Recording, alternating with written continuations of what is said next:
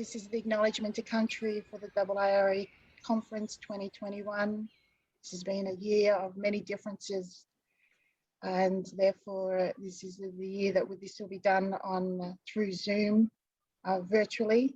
So we felt to honour all countries that we are currently on. Hello everyone, my name is Sophie Rudolph. I'm a white settler academic at the University of Melbourne. I would like to acknowledge the Wurundjeri Woiwurrung and Bunurong people of the Kulin Nation, on whose unceded land I live and work, and on which the RMIT University sits, who is hosting this conference. I acknowledge Wurundjeri and Bunurong ongoing connection intellectually, culturally, spiritually, and linguistically to this land, sky, and waters, and pay my respect to elders past, present, and emerging who valiantly maintain their cultural and knowledge connections to country in the face of ongoing settler colonialism. G'day, I'm Catherine Coughfor, proud Yoda Yoda woman living on Jara country on the foothills of Leonor, a place called Yapinya, place of Barrett the emu. I am a wind and water chick. I would like to acknowledge the pain the ancestors and country have endured, and the strength and unconditional love and holding of us, and that sovereignty was never ceded. I would like to acknowledge the elders of this land and all those Aboriginal and Torres Strait Islander people who are fighting the good fight, helping keeping this seat warm for our children and our children's children. I hope that healing can occur and that one day we can all walk forward together as equals, with this country's knowledge is recognised and at the forefront. Thank you.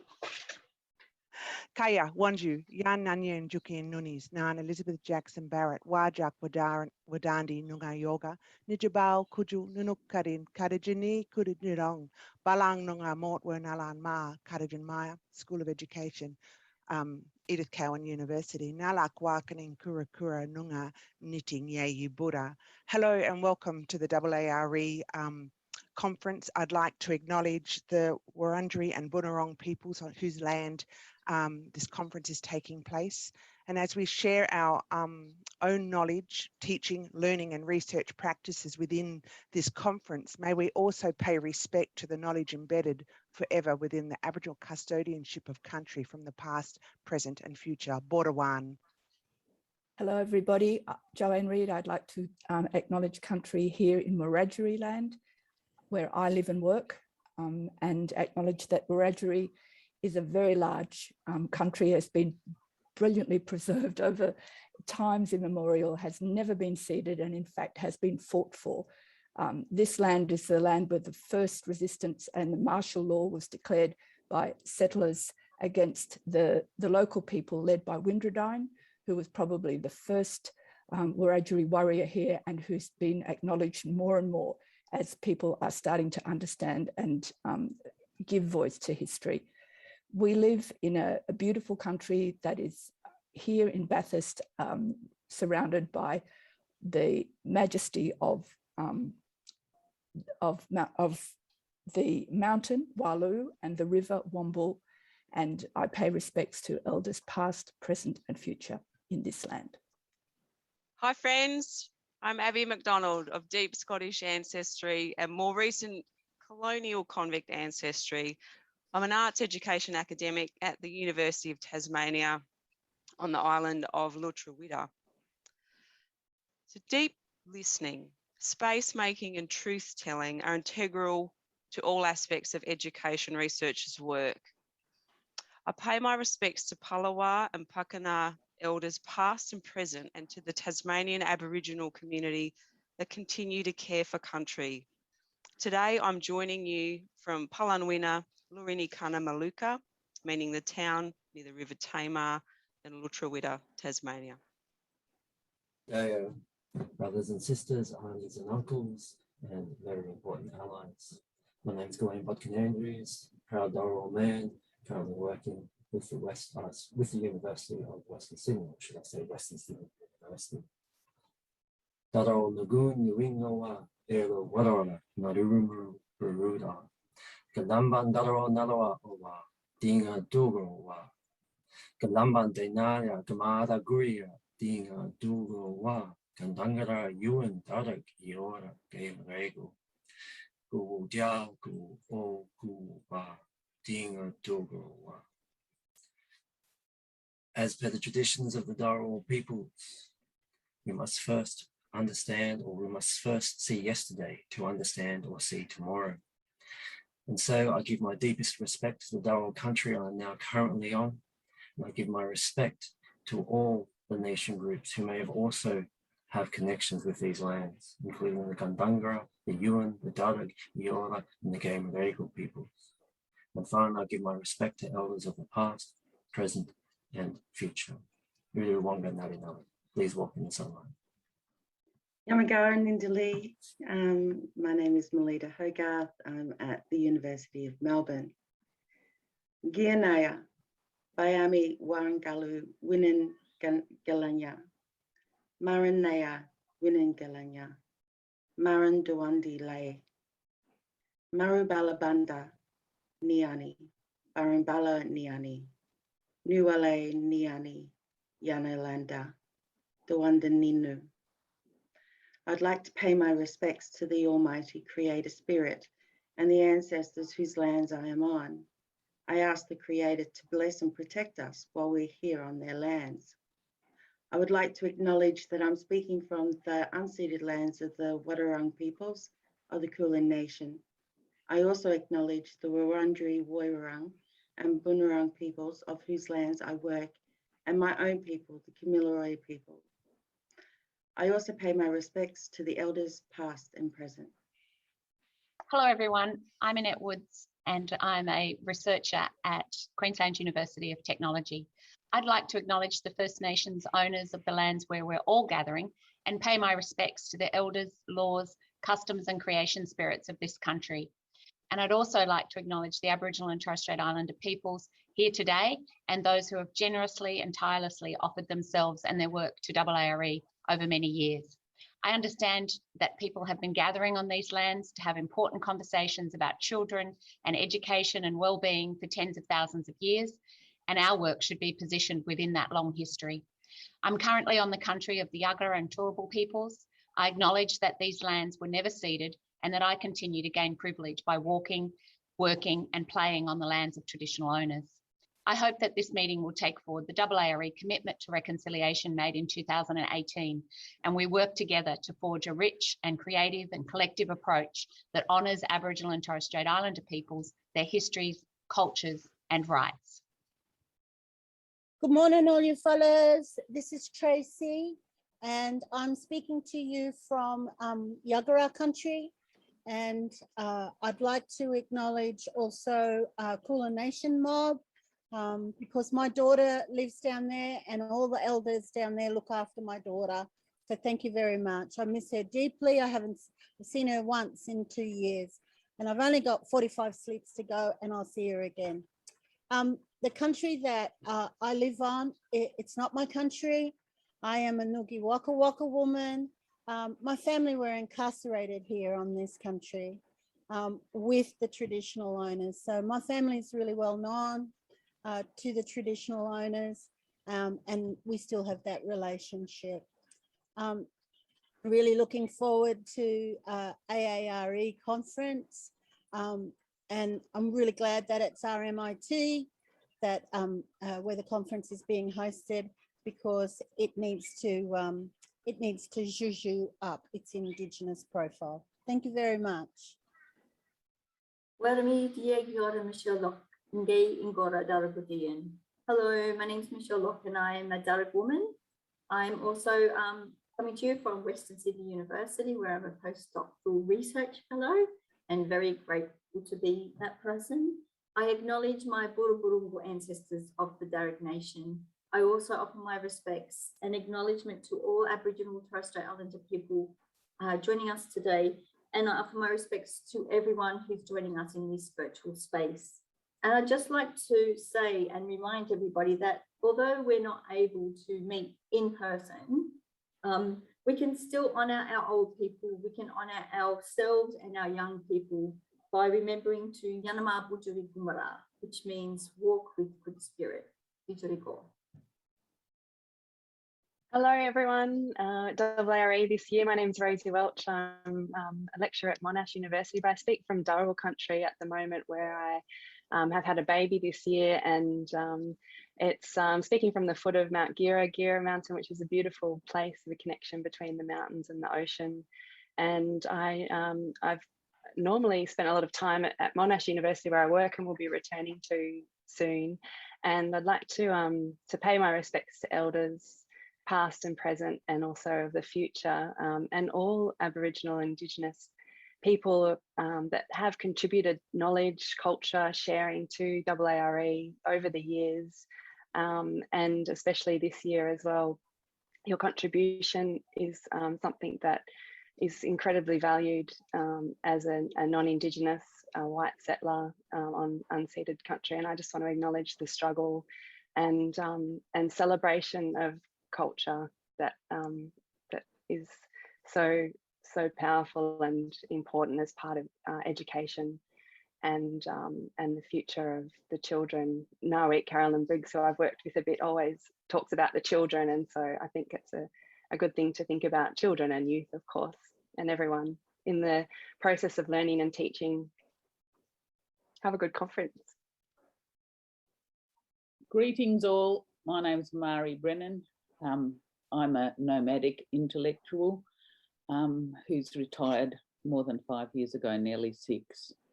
I've worked in 5 different universities, and I would like to pay my respect to all of the Indigenous and Torres Strait Islander people who have taught me from these lands: the Wathaurong people, Deakin, Darrumbal people, Central Queensland Uni, the Wiradjuri people, Canberra, the Ghana people, University of South Australia, and the Boonwurrung people from the area where I live and where I worked at BU.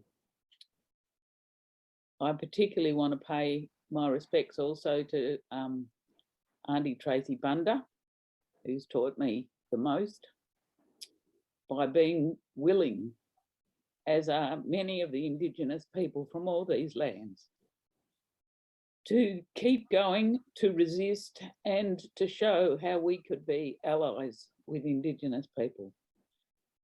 And I particularly admire the work of the Boonwurrung people in rebuilding their language and ceremony despite their expropriation of their land and the genocide on which we work, and continue to have to fight alongside Indigenous people to reclaim heritage. And so I pay my respects to all the fighters and to all the Aboriginal and Torres Strait Islander persons in the conference. Thank you. Thank you everyone for bringing to our hearts the many First Nations lands, cultures, languages, and contributions that have been made to AARE and to our work in general. We hope now that participants of the conference will take a moment to reflect on and acknowledge the country that you are situated on, the connections that First Nations people have made to that country or have to that country, and all of our responsibility to care for country and the knowledge connected to that country, guided by traditional custodians and knowledge holders. Enjoy the conference.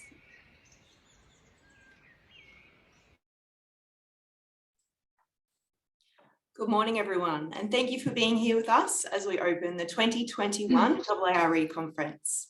My name is Amanda Heffernan, and I would like to begin by acknowledging that I am zooming in from the unceded lands of the Wurundjeri people of the Kulin Nations, and I'd like to pay my respects to their elders past and present. Along with Stuart Riddle, I am one of the conference chairs, and it is my absolute pleasure to open this year's conference. I'd like to first thank Catherine Cough and Sophie Rudolph for taking the time to put together the wonderful Acknowledgement of Country that opened our conference, and also extend our thanks to all of the members who took part in that, which I think really shows that we're coming together from all over in the week ahead to share in discussions about research, teaching and learning and education. Stuart and I would like to welcome you all to the conference and thank you for your energy and your enthusiasm to share in a conference that doesn't look quite like what we had anticipated, but does see over 900 delegates and over 900 papers being shared this week, which is absolutely phenomenal. We'd like to thank the Conference Standing Committee for their hard work during an incredibly difficult period.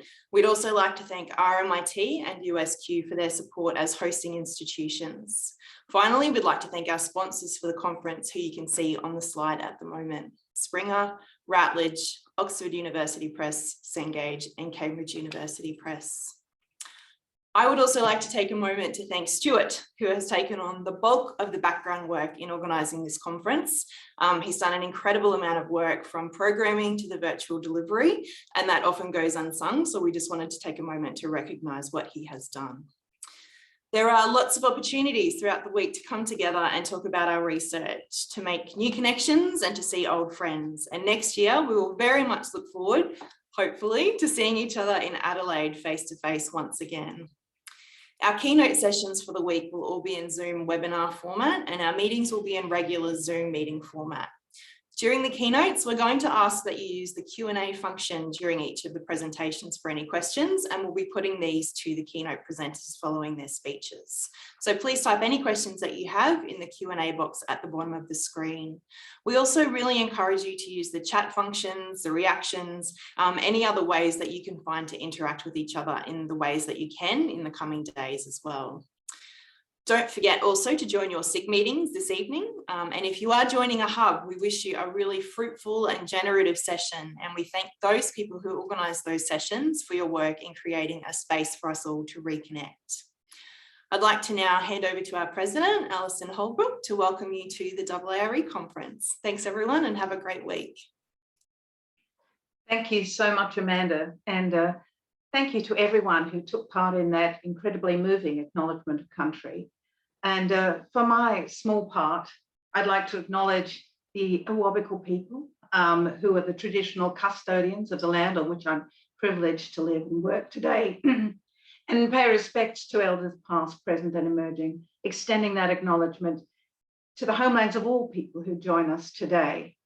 I'm mindful of Catherine Cough's heartfelt and moving keynote yesterday, where she shared knowledge of country and time, and their and her connection to encountering the world and educational endeavour. So my heartfelt welcome to you all.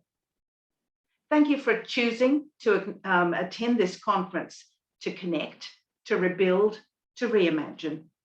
The days ahead are full of possibilities, and the conference offers diverse possibilities to prompt engagements and reflection. For some of you, this is your first AARE conference or first ever conference. And it's clear from the many who've registered that there's a very great desire to reach out, connect, and share your work and ideas after 2 very challenging years dominated by the impacts of the COVID virus. There will be a lot to digest about education and policy arising out of these experiences and events, not least at this conference. I too would like to highlight the wonderful work of the conference coordinators, Stuart Riddle and Amanda Heffernan, and their hardworking committee. Thank you too to AARE's inimitable Deb Cracknell, who's managed the office and played a role in conference organisation for 8 years. To pre-conference workshop conveners, Angelique Howell and Natalie Downs, for a wonderful day yesterday, and all those involved in coordinating and convening our vital special interest groups, awards and celebrations. All of them know that the magic of a conference lies within community, and to achieve a sense of community and connection in a time of pandemic is a remarkable feat.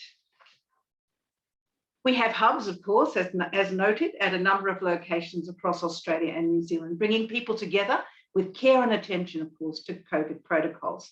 A big hello to all of you there in hubs. I know we can't see you, I know we can't hear you, but I want you to give yourself high fives. I want everybody to wave at the screen as if we were all there, because we can imagine you all waving and being a part of this important event for us all. Thank you to the sponsors, as so well documented by Amanda. And just coming back to the theme of the conference, to reimagine educational research.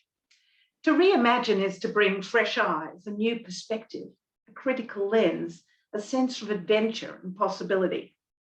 AARE has been in existence for 51 years. It's amazing. I feel like I've almost lived all of them with it. Our conference is the heart of our activity. This conference is already a reimagining, born of a pandemic, but with a much longer gestation in new digital technologies. Indeed, the thesis award 30 years ago at this very conference went to a thesis that looked at the impact of word processors on student writing. The first Bradford lecture was about new industrial technologies in education. So much has happened in that period of time.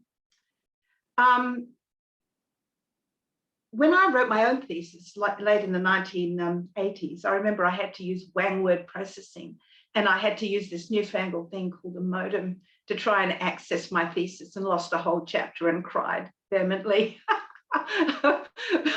And nowadays, we're still screaming at computers and losing our work. So some things haven't changed. But can you imagine those conference delegates 51 years ago imagining a 900-strong conference meeting entirely online? I'm sure they didn't have that imagination. And even as we do this, email, texting, video conferencing and gaming have been common in our way of life. The current generation can't even imagine a life without them. So the rapid switch to online teaching during the pandemic, as needs demanded, indicates just how far we've come along that particular road. Researchers are now exploring the implications for education and work of machine-human collaboration. How amazing.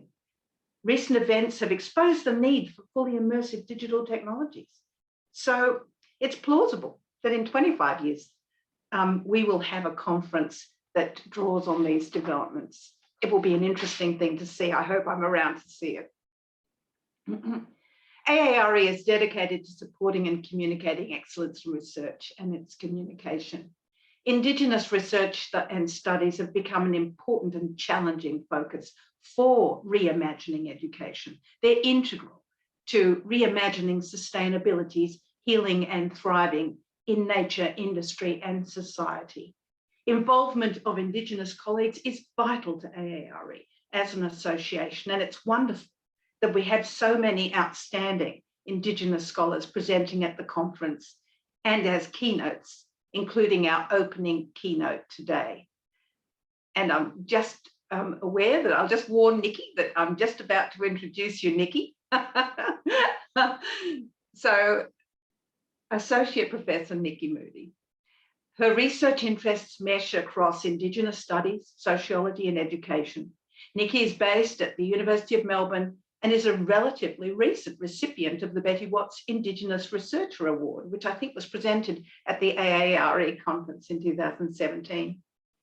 In recent publications, Nikki has been looking at how students respond to and learn about Indigenous knowledge, exploring ideas that may function as threshold concepts in Indigenous studies, race, country, relationality, policy, and Indigenous evidence. With colleagues, Nikki is also engaged in an ARC, Indigenous Discovery Grant, with a focus on Indigenous governance, Indigenous governance arrangements and Indigenous settler relations in Australia through the investigation of the complexity of Indigenous affairs governance and the ongoing tensions in the relationship between Aboriginal peoples and the state. Nikki is a current program director for the Atlantic Fellows in Social Equity, a philanthropic program focused on Indigenous-led social change. So we look to her as one of the many new leaders in educational research, and I look forward to hearing her presentation immensely. Without further ado, thank you for joining us and anticipating enthusiastic applause, even though we can't hear it, I welcome Nikki Moodie to present the keynote address. Thank you, Nikki. Thank you so much, Alison. Ayama, Malia, Gurane Nikki, Guranea Gamilare, Gayanea Yanara Gamilare, Dan Nea Wurundjeri Winningalana, Darwin Nea Nuale, Wurundjeri Winningalana, Guranea Buaja Wurangalu Winningalana, Marin Nea Winningalana, Marin Dawandi Nile, Marbalabade Nanga, Barinbala Nanga, Nuale Nea Nailande, Dawanda Ninganda, Maru Gare Guelia. Hello friends, my name is Nikki Moodie and I'm a proud Gamilaraay woman. I acknowledge the Wurundjeri people, I acknowledge the Wurundjeri land, I acknowledge my own ancestors, I acknowledge the ancestors from this land, I ask for their protection whilst I'm on their land. And I hope our discussions go well today. I want to acknowledge all Indigenous people who are joining today, your ancestors and your struggles. I extend my acknowledgement to the custodians of the lands and waters from which you're all joining today.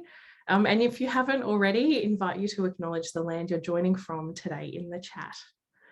Also extend my thanks to the AARE Conference Standing Committee and the conference co-chairs, Stuart Riddle and Amanda Heffernan, for the generous invitation to deliver this keynote address. It is a distinct honour and made no lighter by the recognition that this too is taking place over Zoom. Firstly, I want to just take a moment and recognise the struggle that so many of us have had over the past few years. We come together at a time when we can see and feel the ground shifting underneath us. And I have to admit, feel ill-prepared and poorly rested, I think, for the task at hand. But this year, I've had the very great privilege of working in a team marked by inspirational Aboriginal and Maori leadership. So I just want to take a moment to thank Liz and the team at the Atlantic Fellows for Social Equity for everything this year. But because it is a challenging time, I want to recognise that we all arrive here at this point today, having weathered some storms over the past few years, but also acknowledge that we arrive at this point together. So thank you everyone for being here with me for this session and for your commitment to hearing a diversity of Indigenous perspectives in such a privileged position in the program. I want to begin by addressing the title of the conference, Reimagining Education Research. And I understand the need for these kinds of phrases to create the possibility of reinventing a less problematic future. But I am struck by the way in which many disciplines of which I'm kind of loosely affiliated never quite seem to know where they're going.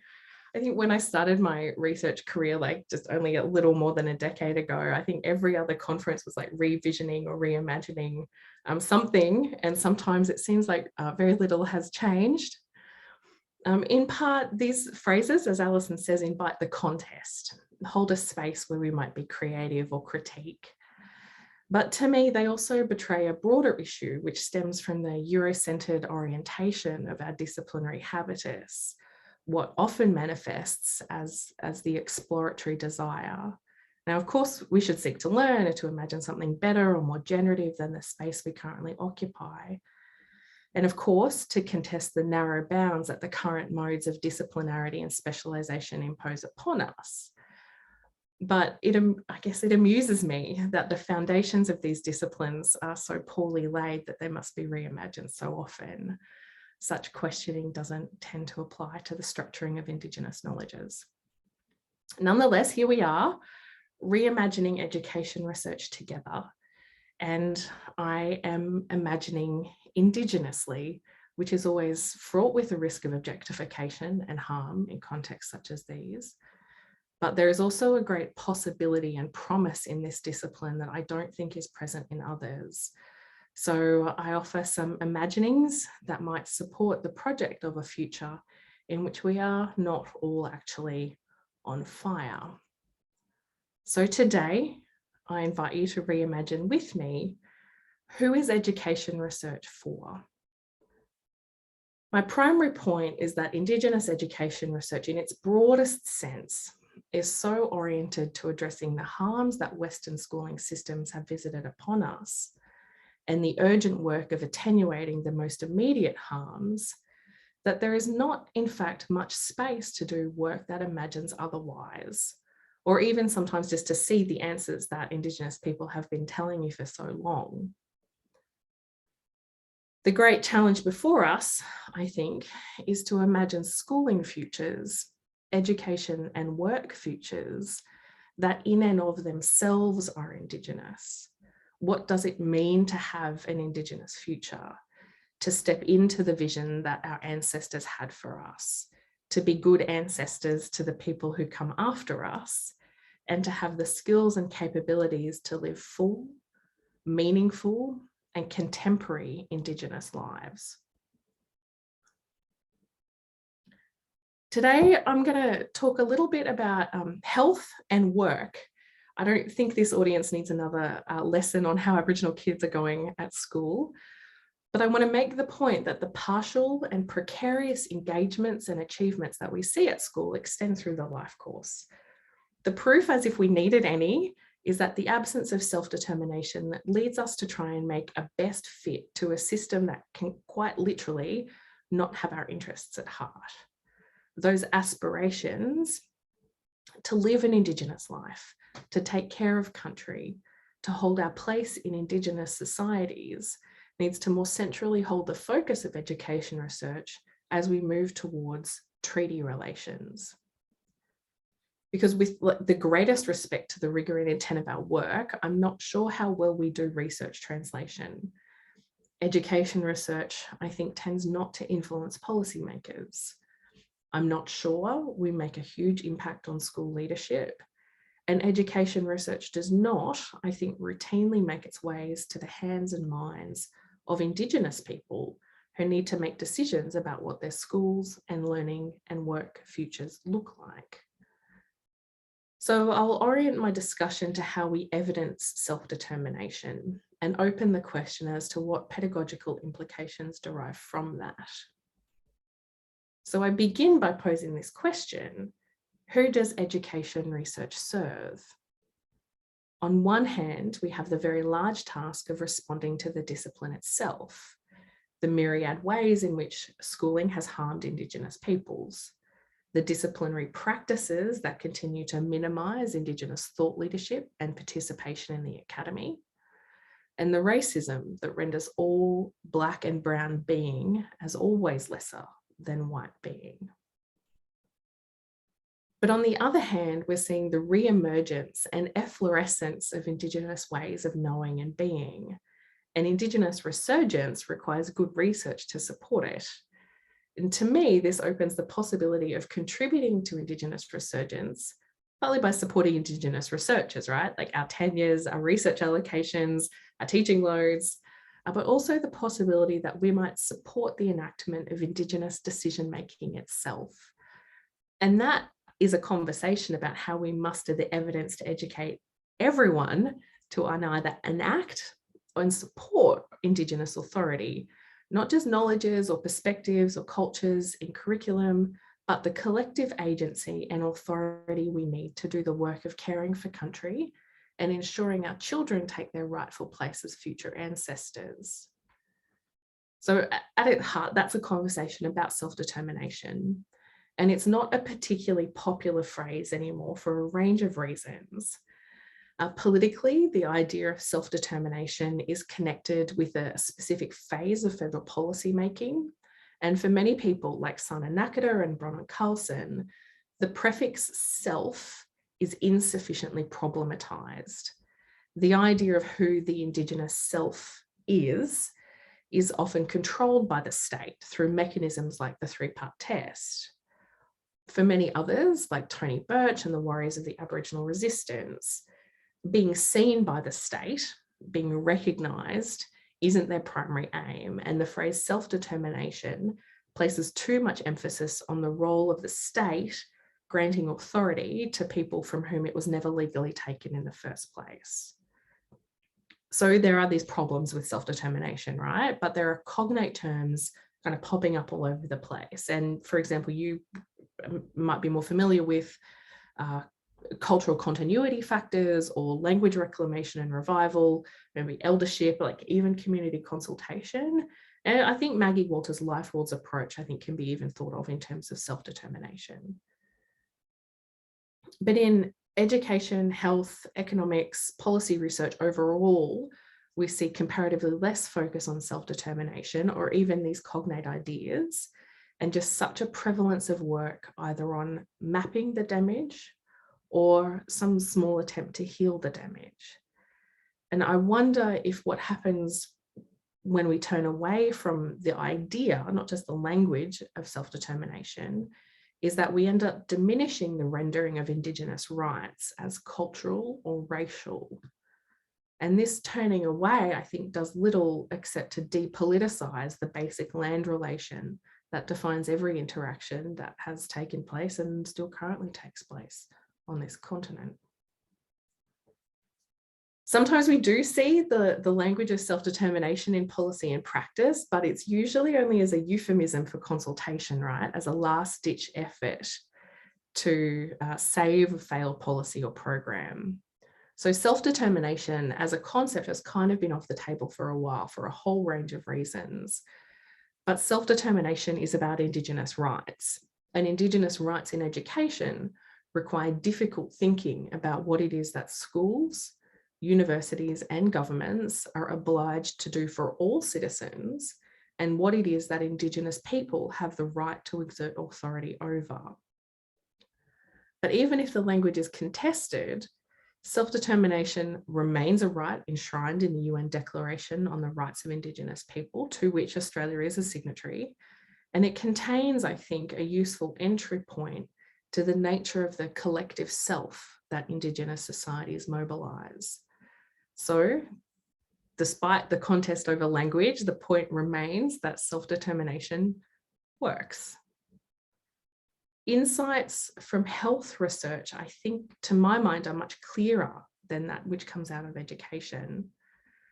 When Indigenous people are in charge of our own destinies, our own funding, our own organisations, we do better.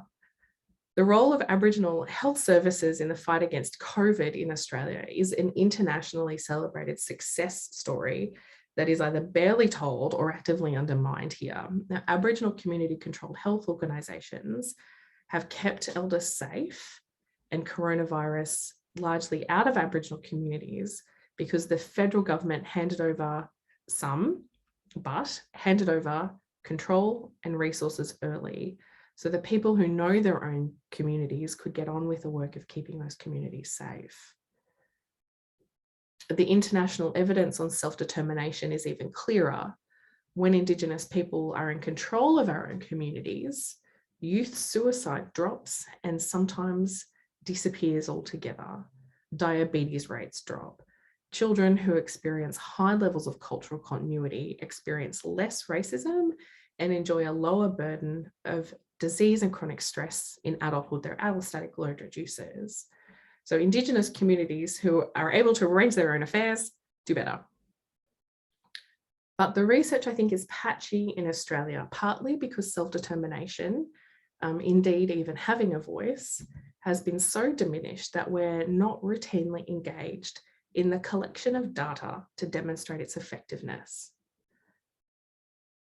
What we do have is an enormous weight of evidence to prove that domination, the absence of self-determination and the denial of Indigenous rights is bad. And the absence of the right to be self-determining, the absence of the rights and obligations of being Indigenous actually attenuates not just our participation in Indigenous societies, but the broader global society of which we're all a part.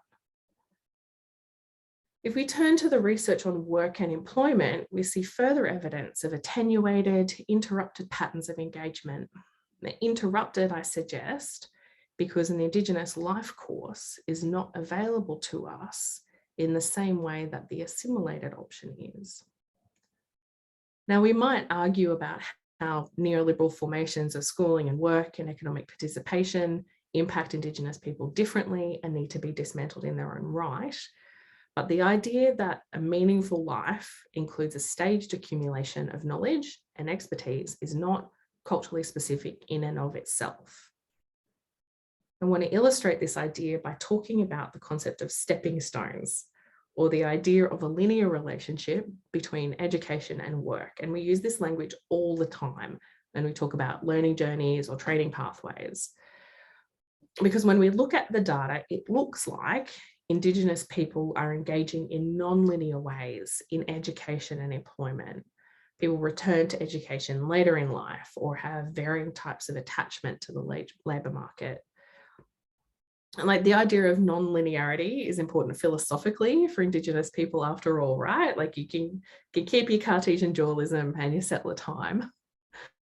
But actually, instead of arguing that space or time should be made for Indigenous people's non-linear engagements with education and work, I want to make a different argument.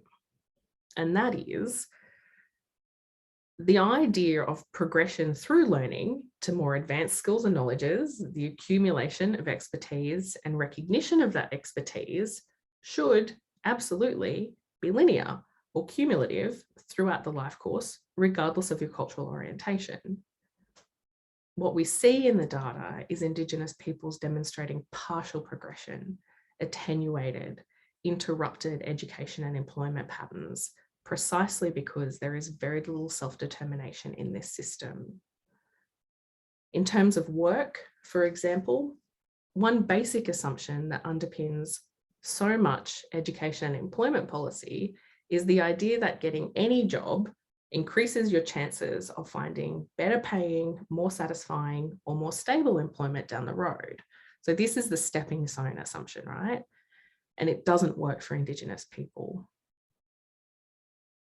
The stepping stone idea is the idea that even a bad job will lead to a good job. And so like any job is better than no job at all. And like for many young people in Australia who are currently engaged in insecure work, this may actually still hold true. It's an idea whose time is over, really, but it still governs the way that the political elite in Australia choose to present education, welfare and work policies.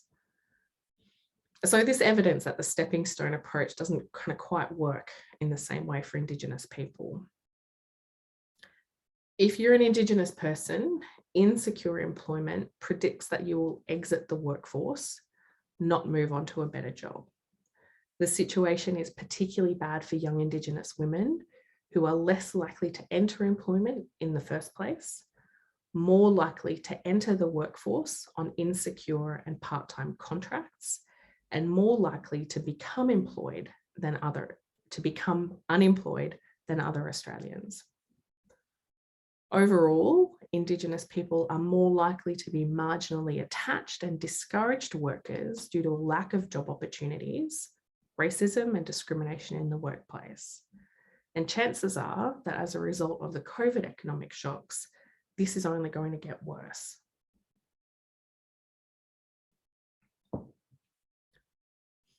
In periods of economic growth like the mining boom at the beginning of this century, Indigenous employment increases.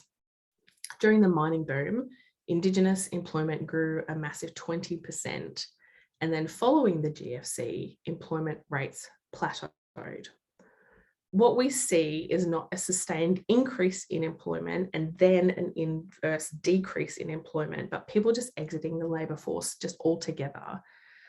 And it's not that people didn't want work, it's that they were becoming marginally attached to the labour force, wanting work, looking for work, but unable to find it. And there are a huge range of reasons for this. As the nature of work changes, the jobs available to Indigenous people render us part of the precariat, subject, I think, more than others to the vagaries of global supply chains and shocks to the economic system, and certainly not engaged in work or entrepreneurship that is defined as necessary by our own communities.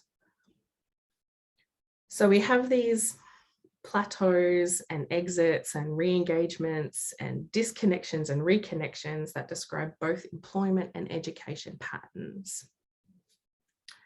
Employment rates for Indigenous people do increase with the level of education, of course, and the same gender inequities affect us as they do everyone, with bigger pay gaps and more insecurity for Indigenous women.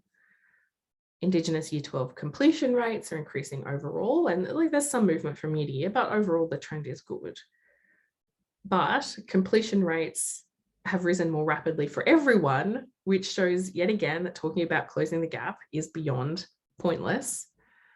But young Indigenous women who don't complete Year 12 are likely to spend around 10 years not studying before enrolling in post-secondary education. And so often family responsibilities or cultural obligations account for these time periods. But the point here is not that this 10-year gap is something we need to necessarily worry about.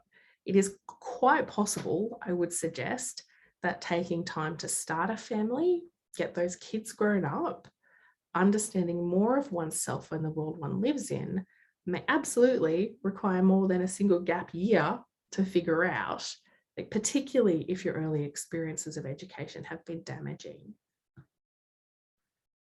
Indigenous people are 1.4 times more likely than other Australians to start a university qualification over the age of 45. Now, obviously, universities are not very good at responding to the learning or leadership needs of Indigenous people. But the point is not necessarily that we want all Indigenous people to have a degree by the age of 24, but that societies which genuinely value lifelong learning don't impose such profound barriers or deficit judgments upon people who are dedicated to lifelong learning and teaching. As John Gunter routinely and expertly demonstrates, all the education policy interventions Indigenous people are subject to just do not translate to stable jobs and economic security. Now, part of the explanation lies with historical exclusion, of course. The first Aboriginal people to graduate with tertiary qualifications did so in 1959 and 1966. 2 generations later, there are nearly 20,000 Indigenous people at university. But family and friends are likely to remain the most frequently consulted sources of career advice for both Indigenous and non-Indigenous young people. So given historical exclusion from formal education and training and slowly increasing numbers of Indigenous people gaining entry to university, many Indigenous people seek post-school learning and employment opportunities without the benefit of that accumulated intergenerational knowledge about access, expectations, navigation, or outcomes in these very white and often very violent colonial systems. So pathways to education, training and employment for Indigenous people do not have the same characteristics as pathways for non-Indigenous and other Australians. In part, this is due to those supply side factors that attenuate Indigenous achievement in the early years: access to preschool, culturally exclusive curriculum and testing regimes, lower expectations from teachers and schools, racism, being chased down by cops and child safety. All of these things combine to ensure that Indigenous people's aspirations are over time adjusted downwards in line with social opportunities. And those social opportunities never get to be defined by us. But even if we make it to university, our outcomes aren't quite as good. Around 5% of Indigenous people have a bachelor degree, compared with more than 30% of the wider population. And acknowledging that increasing the prevalence of tertiary qualifications is a key aim of national policy positions, including the refreshed Closing the Gap. Indigenous people with degrees are less likely to receive a financial penalty for being overeducated. So that is, we're less likely to be employed in jobs below our level of education. However, Indigenous graduates earn around 3% less than their non-Indigenous counterparts. Not only is this exacerbated for Indigenous women graduates who earn 8% less than Indigenous men, but for those Indigenous graduates in the bottom decile of earners, the wage gap increases to a staggering 27% when compared to non-Indigenous graduates in the same position. So even getting a degree doesn't mean that we enjoy the same benefits as everyone else does. So a higher level of education is usually associated with improved health and well-being, but even this doesn't work in quite the same way for Indigenous people either. And a higher level of education doesn't necessarily lead to a reduction in health risk behaviours. So whilst the direct effect of level of education on employment and health is significant, that relationship ends up being heavily dependent on the degree of empowerment, often measured as some combination of identity or self-efficacy or resilience. As Wilson and colleagues describe,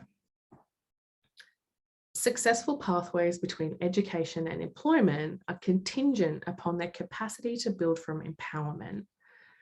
These findings suggest that the ability of policy and practice in education and employment to improve outcomes depends on their capacity to genuinely empower people. That is, the more programs empower people, the more they are likely to succeed. So whilst increasing education rates have an effect on employment and may even close much of the gap in employment levels, the missing ingredient is not just empowerment, but the quantum of empowerment that underlies achievement in education. Any relationship between education and employment is heavily mediated by the degree to which Indigenous people feel strong about our identity and able to make changes in our lives when we need to. Empowerment is an expression of the collective in the individual. And unless we make that change to our fundamental understanding of agency and structure in Indigenous contexts, our work will continue to avoid impact and translation and meaning for Indigenous people.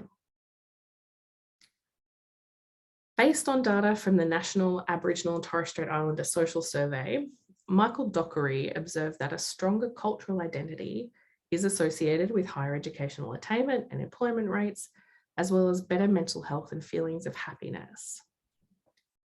However, in his work, there is some evidence to suggest that a strong cultural identity leads to increased psychological stress for Indigenous people living in non-remote areas. In his work, there was a penalty to pay for maintaining a strong sense of cultural identity, and that penalty is psychological distress as a result of racism. So, whilst Indigenous people's well-being is improved in line with the strength of cultural connection, again, an expression of that collective self-determining whole, the maintenance of that identity in contexts that undermine, diminish, or neglect Indigenous cultures reduces our well-being, as Dockery suggests.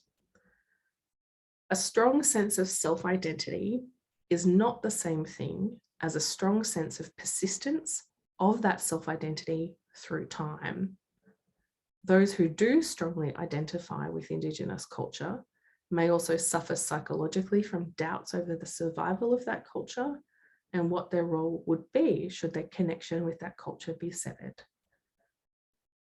Results from the Reconciliation Barometer survey suggest that fewer Indigenous Australians feel culturally empowered, and that there has been little shift in the number of Indigenous Australians who feel like things will get better for them at home, at work, or regarding their financial situation across the 2014, 2016, 2018, and 2020 barometer reports. We are more likely to feel like things will get worse for us, not better. The barometer sample suggests that more than half of Indigenous people surveyed either never or only sometimes feel like they can be true to their culture or personal beliefs at work.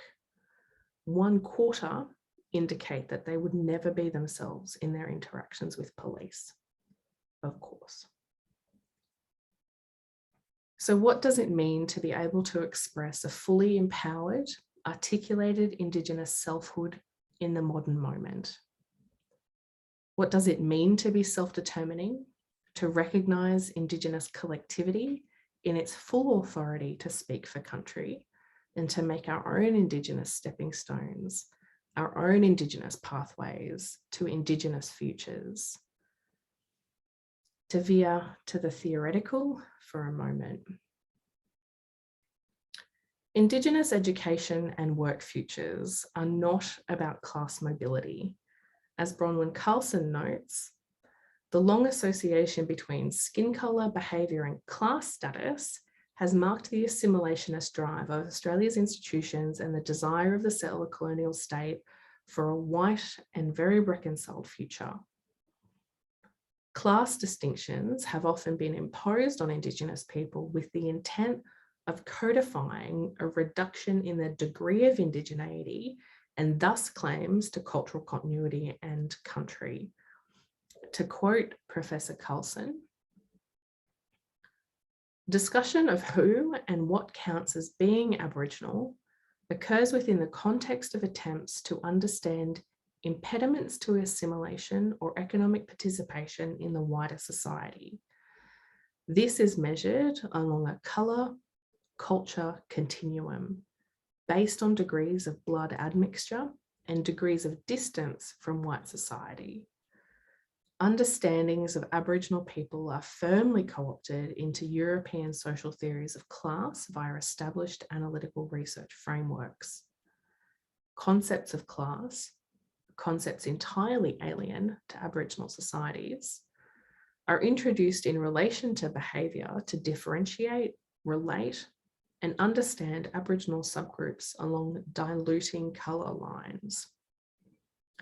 These studies reflect and also support the thinking that overcoming the disadvantages and negative aspects of being Aboriginal requires leaving the Aboriginal ethos behind, and that this is easier to do as colour lightens. Unsurprisingly, supposed markers of middle-class affluence or security do not tend to ameliorate conditions of ontological insecurity for Indigenous people, do not tend to support processes of healing and reconnection following intergenerational trauma, or change cultural obligations or expectations that we're subject to.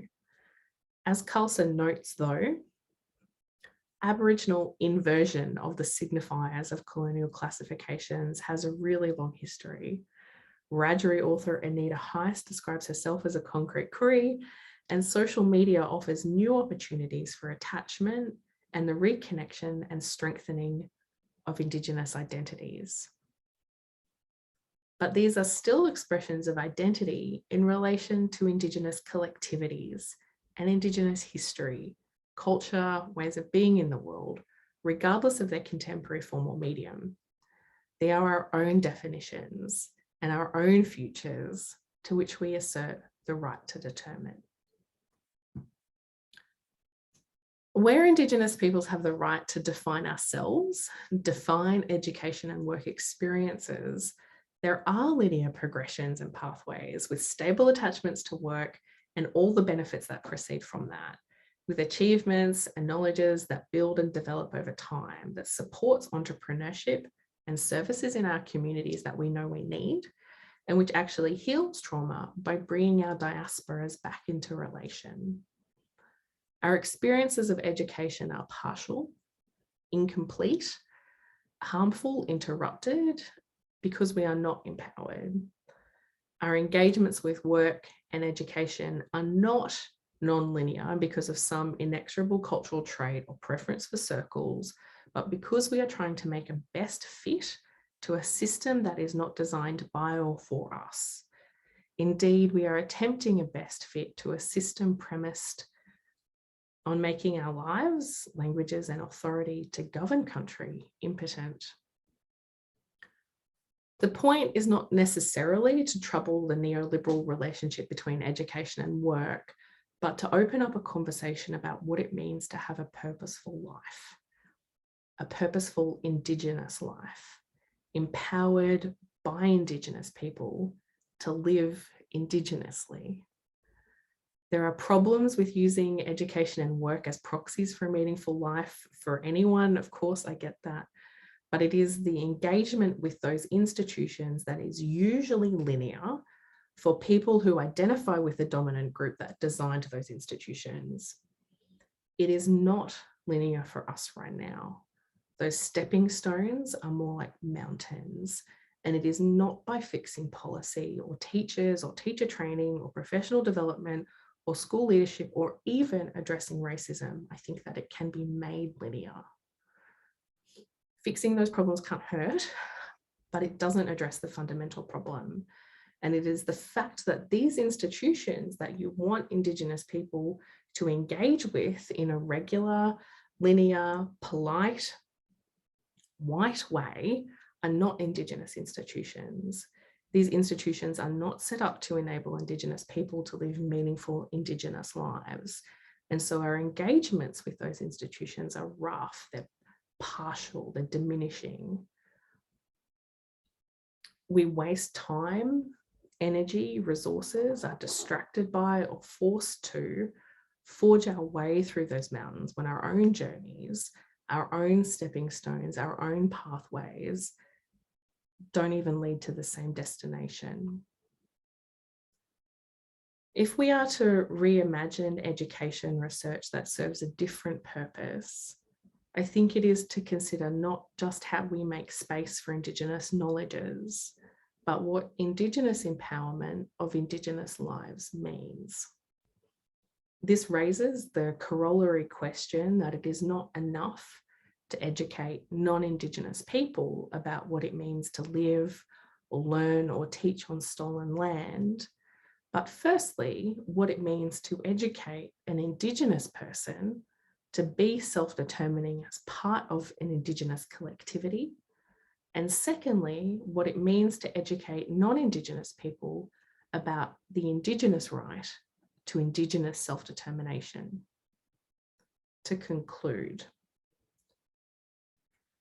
new targets in the newest Closing the Gap policy and the greater involvement of the Indigenous service delivery sector in the development of those targets may indicate a deepening recognition of the ways in which Indigenous life worlds are different to the lives of white and non-Indigenous people of colour in Australia.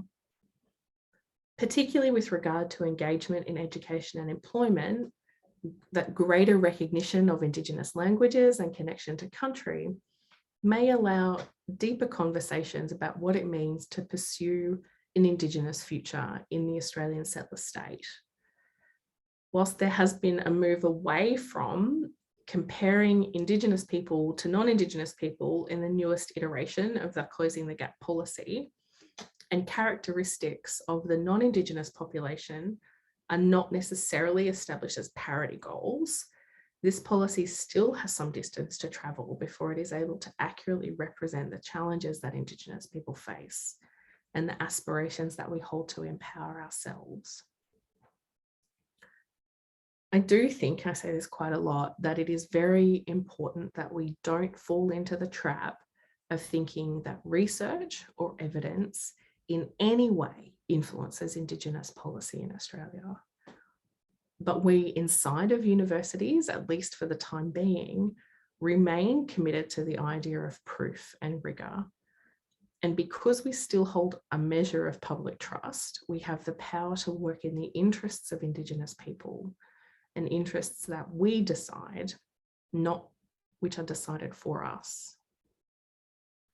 So too often, research in Indigenous education begins by establishing the context, listing the statistics, and then describe some government policy, and we talk about the urgency of the need for reform.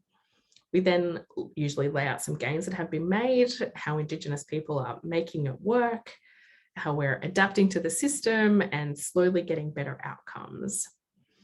But these inequalities are design features of a system that in its most benign state was never focused on our aspirations. Any achievements that we do manage to kind of eke out of this system are achievements in spite of, not because of settler colonial benevolence. What the research and data on education and work show is that we are indigenizing, adapting settler institutions that govern our lives to achieve a best fit in a system that renders participation in society in a very particular way. But that requirement that we make do, right, that we seek a best fit itself does harm. Other ways are possible. And those other ways of imagining research that supports cultural continuity, Indigenous collective and relational authority, I think more in health research, even in anthropology, than they do in education. So if education research is to support Indigenous flourishing, then it must look not for evidence of mere survival in a system that was designed to ensure our vanishment.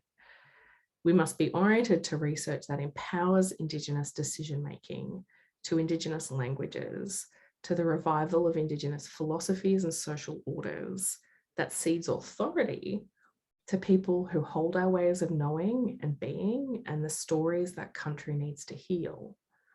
Not to assessment of whether like this or that intervention was effective, but to the assessment of the quantum of Indigenous authority.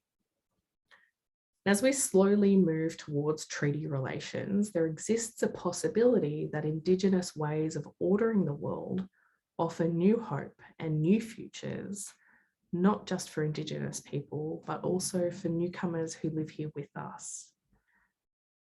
And I mentioned earlier that Indigenous education policy tends not to be made on the basis of evidence. The caveat to that is that Indigenous people, land councils, nations, community groups, businesses are making decisions on the basis of evidence, are directing research, are collecting the data they need to govern their own lands and knowledges and peoples and aspirations and outcomes.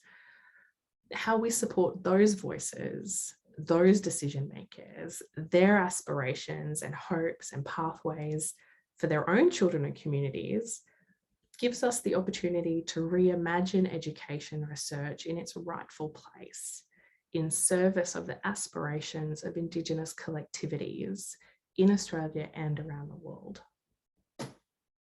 How we educate for self-determination, both Indigenous and non-Indigenous people, opens up possibilities beyond the harm reduction strategies of anti-racism and cultural awareness, as we all move towards treated relations, and allows us to return to the work of exercising our authority over the country that needs us.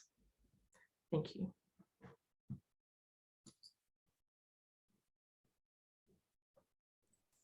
Thank you so much, Associate Professor Moodie, for what was an incredibly powerful keynote.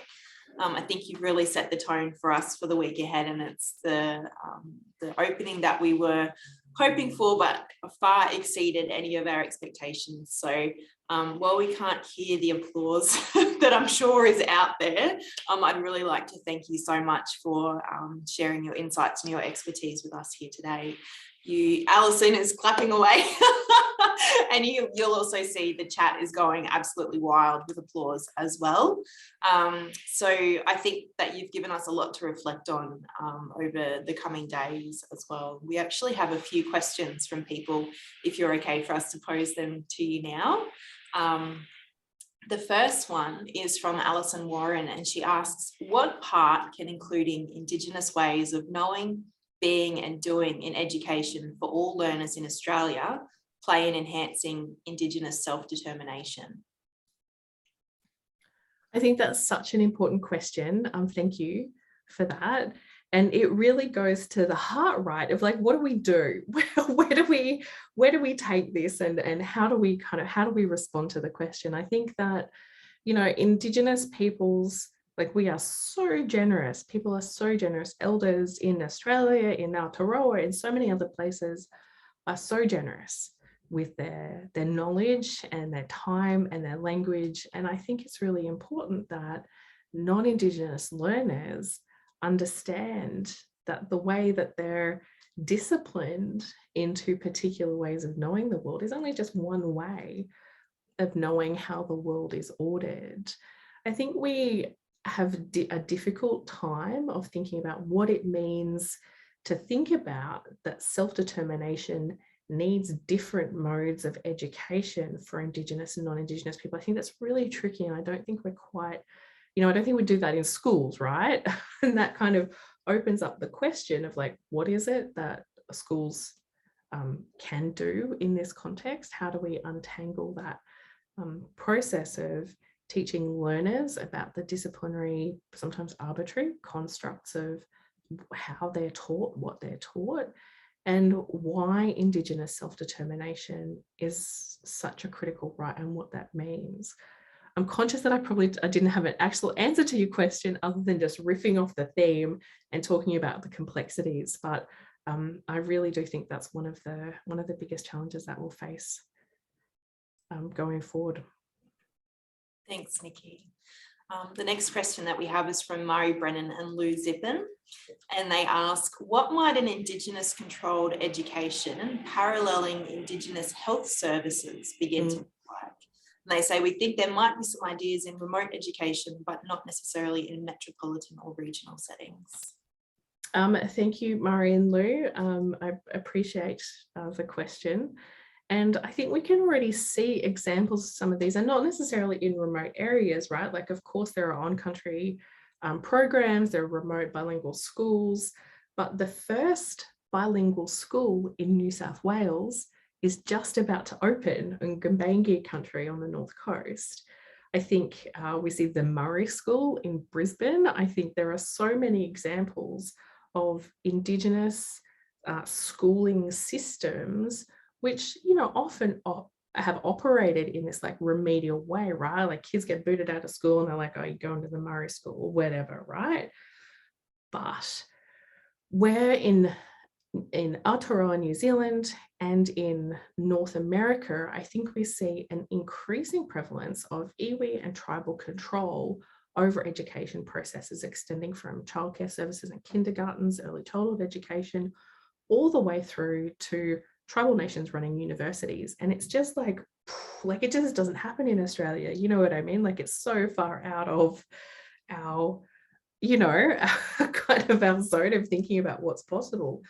I mean, people in Australia lose their minds when they, thought that UTS was offering a college just for Aboriginal kids. You know what I mean? Like, the idea of actually Indigenous controlled education institutions is not so radical and not so strange in other places. We're just so limited in what we're allowed to think of self-determination being as a result of, Australia, that, these possibilities do exist elsewhere, and I'm continually inspired by the work of elders and communities who, are able to use their education systems to respond to needs that their communities have, which creates sustainable employment pathways, it creates connections to communities, it generates employment and economic growth and all sorts of things. So these do exist. They do exist in Australia, but I think there has been a longer lead time in other places around the world. Thank you. The next question is from Lisa Hunter. And hey, Lisa. They ask, Indigenous authority is certainly missing in my institution and in the resources for those not in leadership positions to ensure it is present for self-determination. Is the Australian Council of Deans and Heads of University doing anything about this on any real level? I feel like real level is the kicker there, Lisa. Look, I think you're right. Universities have such a profoundly important role to play in amplifying Indigenous knowledges. And, the cynic in me says, all right, well, maybe those institutions that have been able to make Indigenous leadership appointments, have been able to do really substantial things, are kind of clued into the money they get from Indigenous graduations, right? Like, the institutions work in a particular kind of a way, and there is a particular kind of cash incentive. And sometimes I wonder, do we see movements in some places because, there are these particular kinds of incentives, or, and then I think actually, what? Sometimes it is actually about the relationships, and it is about the relationships that senior university leadership have been able to have the opportunity of developing, and I recognise that the institution that I work with does that in very particular kinds of ways. But often, you know, because Indigenous issues have been so minimised and so absent, and our senior leadership was trained at a time when they're explicitly prevented from learning about anything Indigenous at all, and the space that occupies in their institutional agendas, right, at the moment when there are so many changes to our system, Indigenous issues just kind of keep dropping down the list. But I think that it's testament to the work of people like yourself, Lisa, that these issues and relationships keep being put on the agenda, that people in senior leadership positions continue to see it, to have the opportunity to develop relationships that can walk them through it and can show the possibilities of what happens when we do it well, you know, and those kinds of outcomes, to be able to see happy, healthy kids running around, you know, doing their thing, speaking language, like that is just balm for the soul, right? And so I think we also need to tell these stories of success to better engage, to do the work for them, because sometimes they need a little handhold to get through it. And sometimes they need a picket, you know what I mean?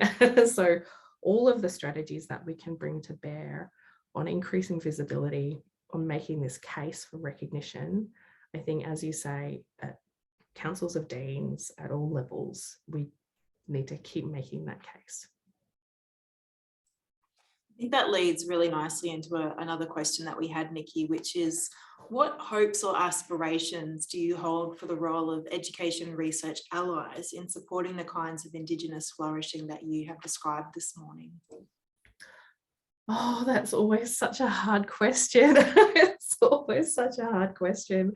I think, you know, like if it wasn't for allies like Sarah Woofin and John Gunter and Greg Bass and like so many other people and Lisa Hunter and like so many other people, then like there are not enough of us. There are just not enough of us to do the work. You know what I mean? Like there are like all of the Aboriginal Torres Strait Islander people got together. You can't, like, you don't match up. You don't get to like adopt an auntie, you know what I mean? It doesn't, the population metrics don't line up. So we have to have allies who walk alongside us, and we have to have people who you know, do the work and push it further in their own disciplines and levels of expertise.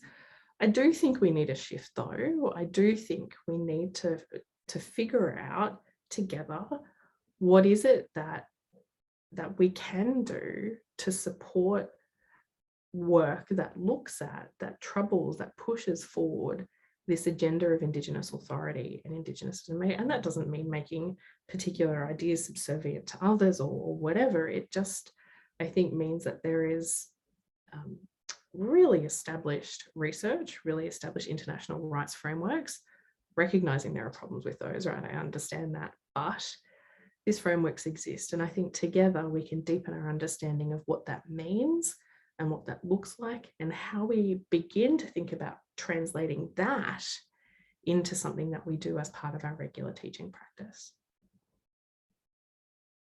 Amazing, thank you. I'm going to combine a couple of these questions because they're asking quite similar things. So a comment from Catherine McKinnon and also Lisa Hunter, which is around the question of whether Australia needs to follow a model or bring in a model or develop a model similar to what we see in New Zealand with the Maori state schools and tertiary education initiatives that they have over there. Is that something that you think would be worthwhile here? Yeah, look, I think the work in Aotearoa has kind of had a bit of a head start on us, right? Like there's a whole range of different things which make direct comparisons really difficult. And I think one of the biggest ones is language complexity, right? Like when you have, you know, one language or a language which has been standardized, recognizing that there are also, you know, dialects and other kinds of things going on, that in Australia, what we have is kind of hyper complexity, right? And it usually we have a little bit of a brain moment when we try and figure out, oh, what does that mean?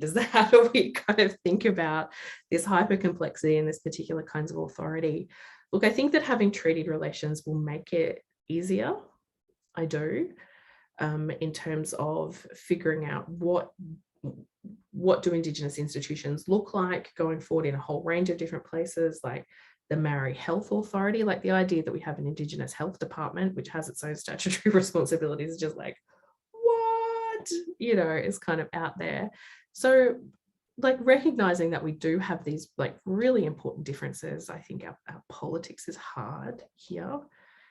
I think that there are issues with, you know, this kind of language and complexity and you know, different populations, all those kinds of things. But that aside, it is not ridiculous to think about an Indigenous university. It's just not, you know, it happens in other places. There are a whole range of reasons why it's unlikely to happen here. You know, I understand that.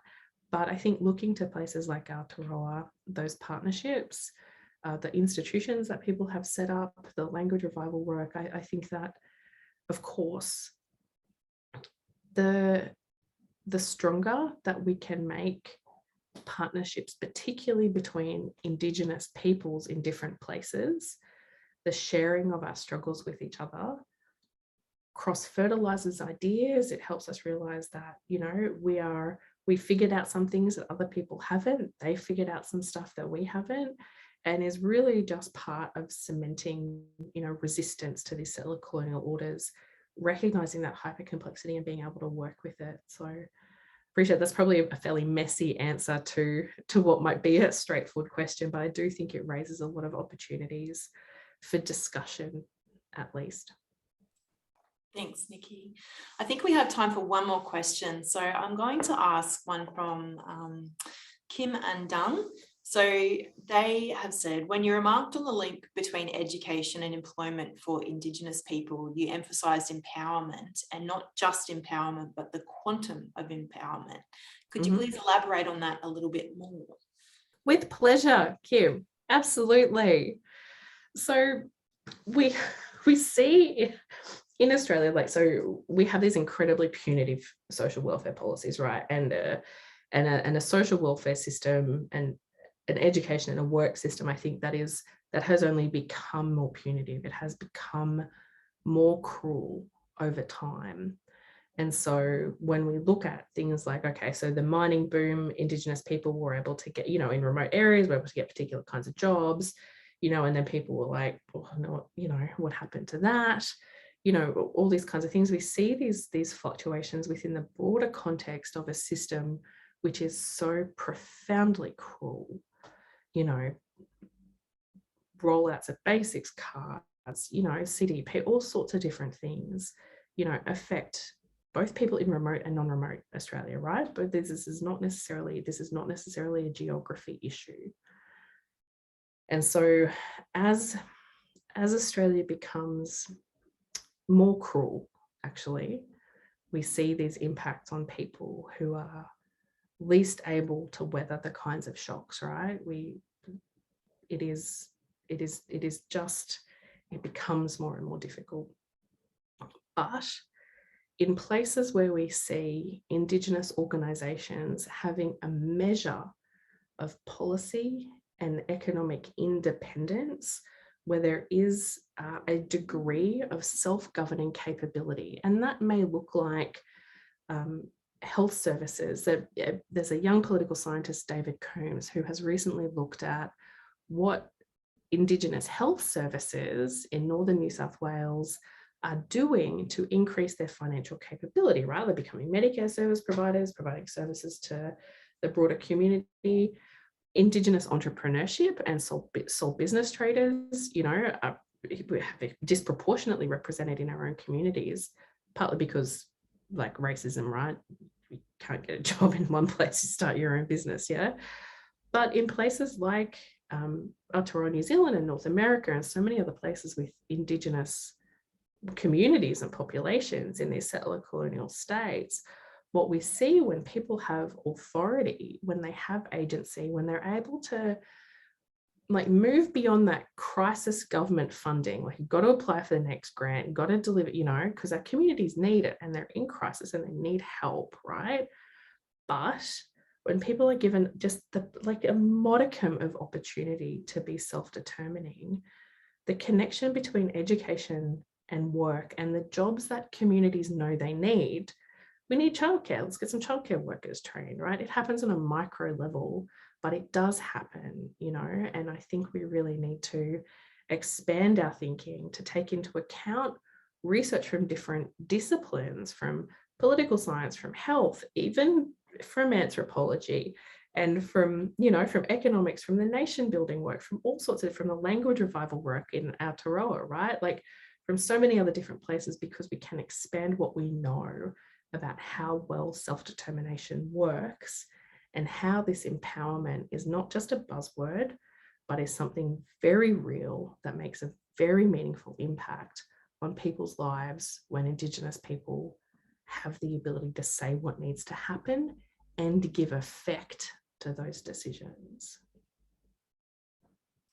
Incredible. Thank you so much, Nikki. I think that's the perfect note to end on. We cannot thank you enough for being with us this morning, for sharing with us this morning.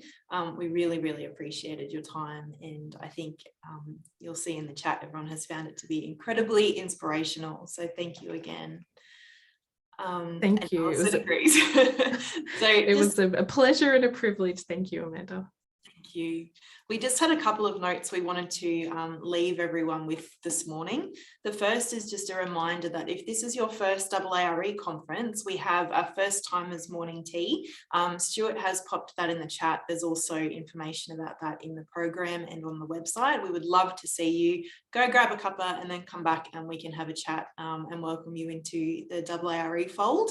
And the final thing to remind everyone is to please just always come back to the online version of the program, because things can change, you know, at a moment's notice, and that is going to be kind of the single point of truth for the week ahead. So if everyone could just join me again in thanking Associate Professor Nikki Moodie for a magnificent beginning to the conference, and thank you all again for being here. We're really, really looking forward to the week ahead, and we really appreciate your time and your excitement. Thank you.